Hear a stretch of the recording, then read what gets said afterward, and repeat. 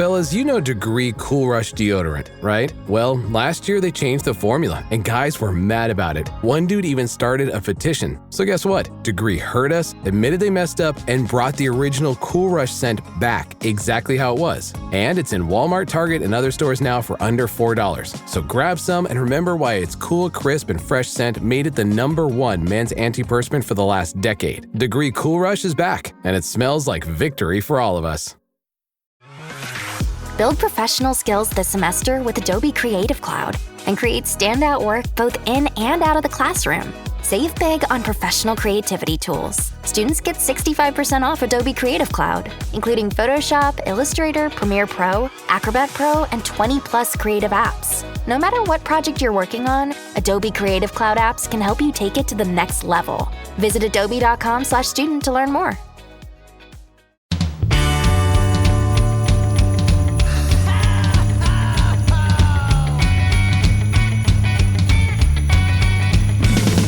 Let's party each and every year on Christmas Eve, where the fun and cocktail shrimp don't seem to end. Clark and Ralphie taking turns on the TV screen, laughing, singing, yelling with all of our friends. Well, it's Christmas, and let the bodies go spread the holiday cheer.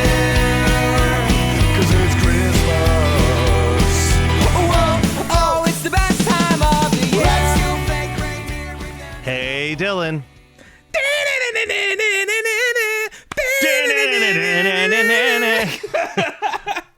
Yeah, we're talking Friends again, buddy. Yay! This is the third time we've talked about Friends, and I think this is the first time it's actually been a Christmas episode. It's fucking wild. Yeah, because we did the first season Friends episode, which is barely a Christmas episode. It's more of a New Year's Eve. Who are we gonna kiss?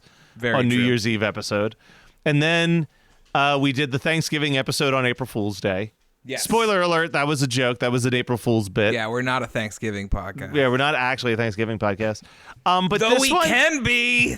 But this one, so Barb and I just finished a huge Friends rewatch that took us like maybe 10 months. It was kind of just like any time that we were like watching a show that was getting like because we were watching all the Netflix MCU shows.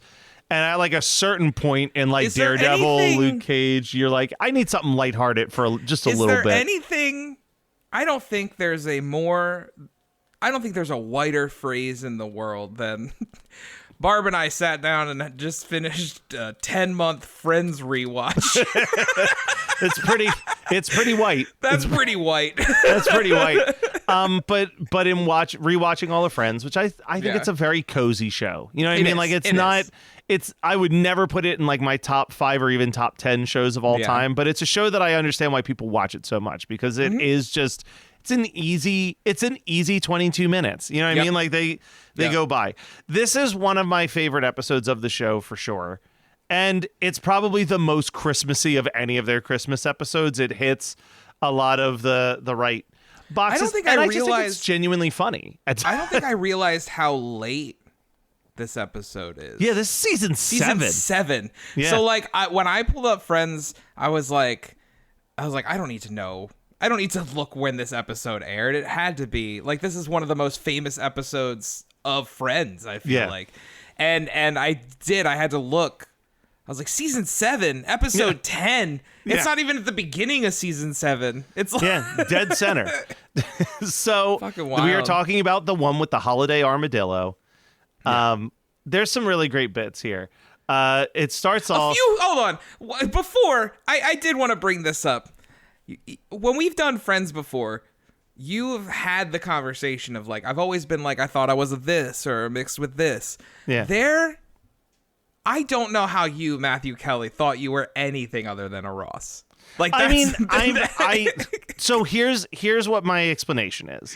Because my sister has fought with me about this. She agrees with me, right? She agrees with you that I'm full Ross. Yeah. I think that I am mostly Ross, but relationship-wise, I'm married Chandler. like the lame dad jokes and like the constantly saying the wrong thing. Like there are the later seasons of Chandler when he's married to Monica. There's a lot of Matt Kelly in those moments. There's also some bits in this episode that don't really go along with the plot per se. No, I just want to touch on really quick. Does Monica like Chandler? You know, we ask every day. No, she definitely does. But it's really like, I want to be completely honest, man. If we're out and we're having issues and you bring up that your ex-boyfriend was better at bribing the guy than I am, like I'm kind of gonna walk away. Like I'm kind of gonna be a sourpuss about it. It's a little that's like the least Christmassy plot line, but I do love the bit that Chandler does not know how to slip money to people. Oh yeah. It's like a very funny bit, but you're right. That's anytime anyone brings up how their ex-boyfriend did anything better than you, that's a big red flag. That's a huge red flag. Yeah, that's a giant red flag. Meanwhile, in New Jersey... So, Marissa, what talking points do you want to hit on in this week's episode? Well, Jackie, let's talk about how the film addresses the patriarchy. Ooh, and representation of marginalized people. Ooh, and even philosophical ramifications of good versus evil in horror. We can point out the triangle boobs, talk about the blood splatter, and, the practical effects. And also the male gaze? My gaze at the males. Hi-yo! From feminism to fangirling, the Jersey Ghouls cover all the bases of horror from a woman's perspective. New episodes are uploaded every other Sunday. Just search Jersey Ghouls to find us on social media and your favorite podcasting app. There are 3 plot lines in this episode. We just mentioned one of them, and it's kind of the shortest plot line, which is Chandler and Monica trying to get some dinner reservations. It's, close to Christmas, so it's a packed place. They want to get seated sooner. Monica recommends that he slips him a 20. And we find out that Chandler, in general, is very bad at trying to subtly slip money to people. And we get some funny bits out of this. The other plot line that we have that's not really that Christmassy based is at this point in the series, Rachel and Phoebe were living together. Their house burnt down. And Rachel's been living with Joey, and Phoebe has been living with Monica and Chandler. But they just got word that their apartment is ready.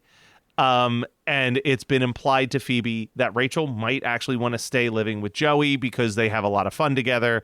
And that hurts Phoebe's feelings. So she's constantly trying to buy them Christmas gifts that will annoy the other person and failing. And it starts off with her buying Joey a drum set, which she's like, that'll drive Rachel nuts. And I love the bit where she's walking up the stairs and she's hearing the drum set and she's just like, yes. And then she opens the door and it's Rachel that's playing the drum set. Fucking jamming out. And I love that we learned a song already. Tequila. It's so dumb. It's so fun. Now, I love that Phoebe is on the show, Chandler is always really depressed with Thanksgiving. He's got terrible memories with Thanksgiving. In the one Friends episode we watched where she's trying to write a Christmas song, we do learn that her mother died in the kitchen on Christmas. So she has a lot of trauma around Christmas time. And she brings the skull to Monica's house. Dude, that was so fucking funny. She goes, what's this skull? And she goes, it's my mom's. And Rachel's reaction. So and she goes, no, not my mom's actual skull. She used to put it out every Christmas to remind us that even though it's Christmas, people can still die. Phoebe has some of the best lines of all time, she's in any so of the episodes. Funny. But firing on all cylinders in this one. There's one where they're talking. Somebody says that, well, things will probably work out, and she's like, "We don't live on probablys. My mom probably wouldn't kill herself. We saw how that worked out." There's also Chandler's the one that implies. I love. Again, when I'm trying to think of moments where I feel like Chandler. Yes. There's a prime moment where he says, well, you don't know, Rachel and Joey are having a lot of fun. She might want to stay there. And Phoebe goes, Rachel said she doesn't want to live with me anymore. And Chandler goes, no, you should talk to Monica now. Like that, like, uh-oh. Like, prime example. I have a prime example of me having a Chandler moment like that, and I feel awful about this. Yeah. I go to the Starbucks every day, and I get my chai tea. And they know you. And they know me, which makes this way worse. Yeah. Yesterday, I went into the Starbucks. It was a little busy. Okay. I got my drink. I walked up to one of the people I knew that worked there because I wanted to also get an ice water because it was so hot outside. Yeah. And I said, hey, can I bother you for an ice water? And when she looked up to answer me, she burnt her hand on the hot bar, screamed fuck, and stormed off into the back. And I just left. I was like, I'm like, well, I'm not standing around to find out if I get an ice water. And I just immediately walked away. And I'm Can like, I get an ice water? Fuck. So is that a no on the ice water? And now, like, legitimately, now I'm like, how many days till I can go You back can't go into back the Starbucks? ever. You No. can't go back to Starbucks until she stops working there. I know. I'm like, I feel wild. I know. I feel, but that was pure Chandler. I was just like, I am getting out of here. That's so funny. But the titular storyline that everyone remembers from this particular episode of Friends is the holiday armadillo.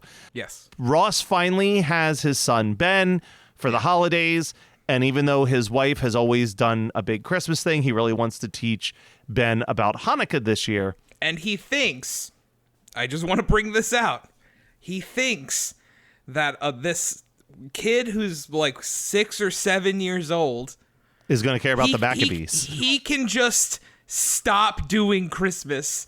Like, my thought process is, listen, that put on the Rugrats episode and call it a day and be like, hey, we're like the Rugrats. Yes, do the Hanukkah thing.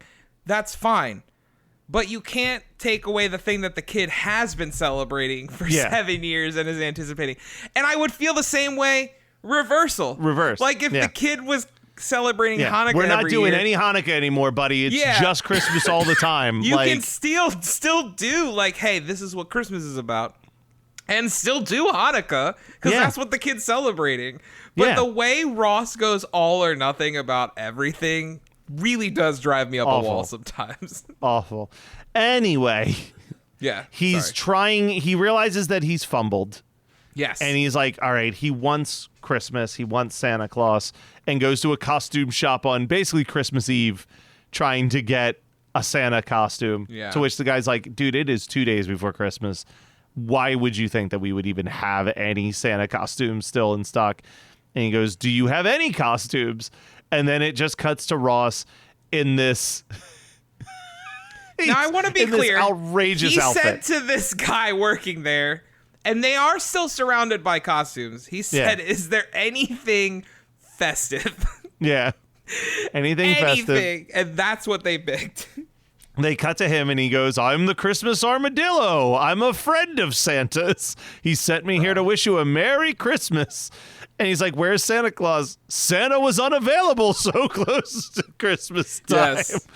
And we get a couple good jokes. At one point, he drops a bag with all the gifts and him like trying to bend down in this outrageous outfit to pick it up.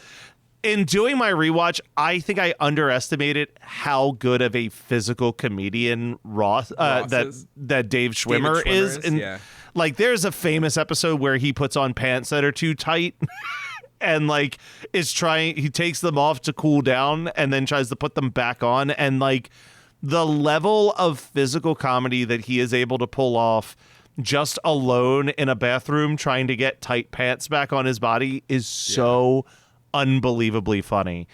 And this is a subtler version of the bit. And just as he's almost got Ben ready to listen to the story of the Maccabees, Chandler comes in thinking he saved the day with a Santa costume he was able to get from work. And the back and forth of Ross going, but Santa, you sent me to help Ben out this year. Don't you remember? And there's a couple seconds pause and Chandler just goes, what? Like the confusion is so funny. And he asks him to get out of here. He calls some weird turtle man at some weird point. turtle man. That made me fucking chuckle so hard. The Chandler line that I laugh at the most, though, is when they're trying to get him to leave, and he goes, "But I didn't get to shake my belly like a bowl full of jelly yet." Oh, Lord. But, they finally work out the situation. Monica comes up to Chandler and is just like, hey, you don't have to return that costume right away. Bro, this one made me laugh so hard. Yeah. She said, he's like, really? Santa? And she's like, yeah, is that a problem? He goes, did your dad wear a Santa costume? And she goes, no. And he goes, then it's not a problem.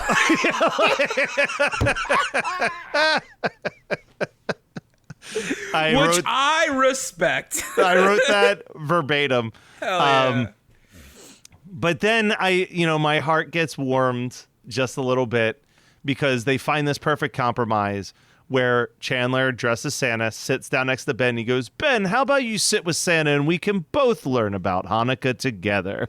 And it's like, oh, man, this is giving Ben everything he wants. Ross is ready to finally teach about Hanukkah. And then the door bursts open and in walks Joey dressed as Superman.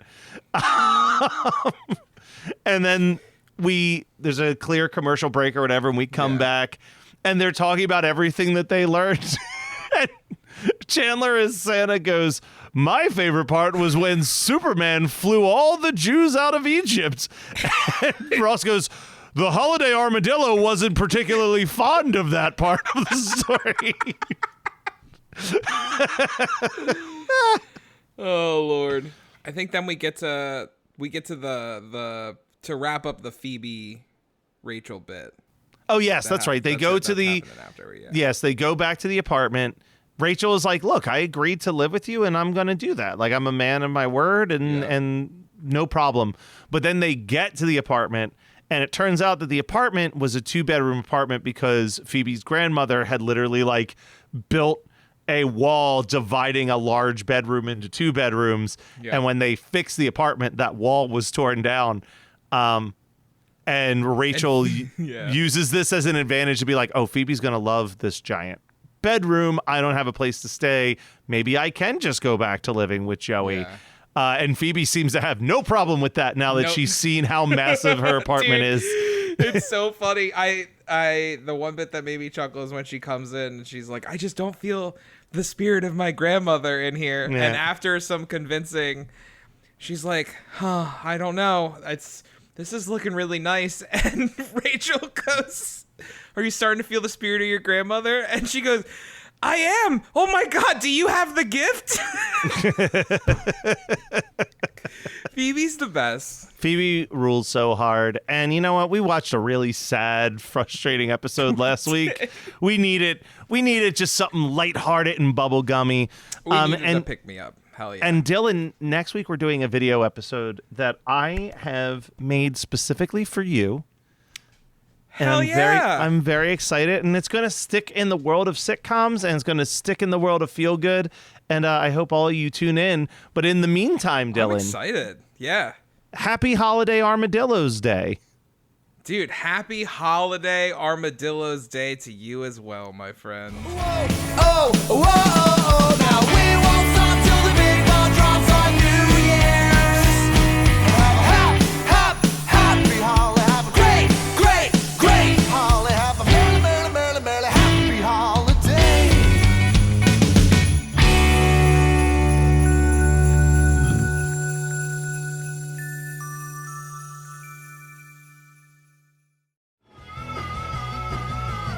You're listening to the Geekscape Network.